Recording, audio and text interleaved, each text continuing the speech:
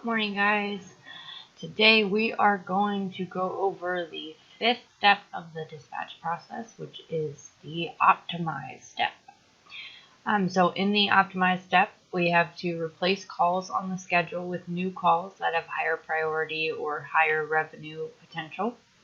Proactively contact customers to reschedule to trade calls for higher value and turn on smart dispatch.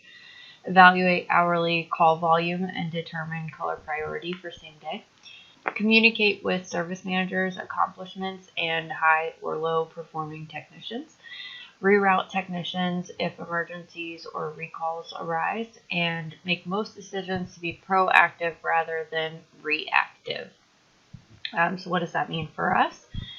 First thing I'll touch on is number 2, where we said proactively contact customers to reschedule and turn on smart dispatch. Definitely something that we struggle with is making sure that we are turning smart dispatch back on for the next day.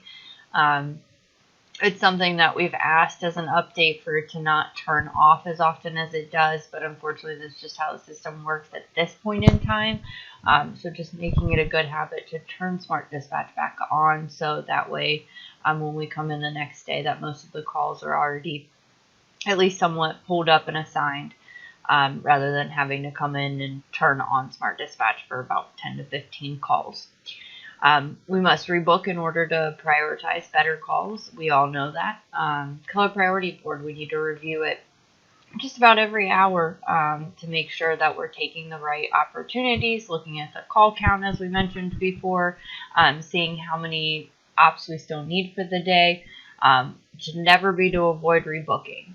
We're supposed to put ourselves in tough situations. There is a fine line between just lying to customers to where we're overbooking by 20, 30 calls. But then there's a good balance of where we are overbooking and making sure that we have more than enough calls to run, but making sure we're also getting to the higher priority calls. Service manager communication, make sure that we're taking notes, emailing trends and issues, making sure that there is a bigger issue that we're emailing the service manager and calling the service manager, making sure we're communicating it so that we can get it remedied. If there's stuff that we're noticing that technicians are doing but it's not super urgent, making sure that at the end of the day we take the time to just send a quick email and notify the service managers. It is within our job duties, because we are the ones that are staring at the computer all day long and looking into every single ticket, to be able to report everything that's happening from the technicians, good or bad. Next thing is reroute. Don't let one decision stop you from making a better decision. I see this happen a lot to where we send a technician out to a home, just 2 seconds later a better call comes in, or that if we would have sent that technician there, it would have made more sense routing wise. Hundreds of different reasons. We all know that it comes in. Don't be afraid to pick up the phone. Pick up the phone and reroute the technician.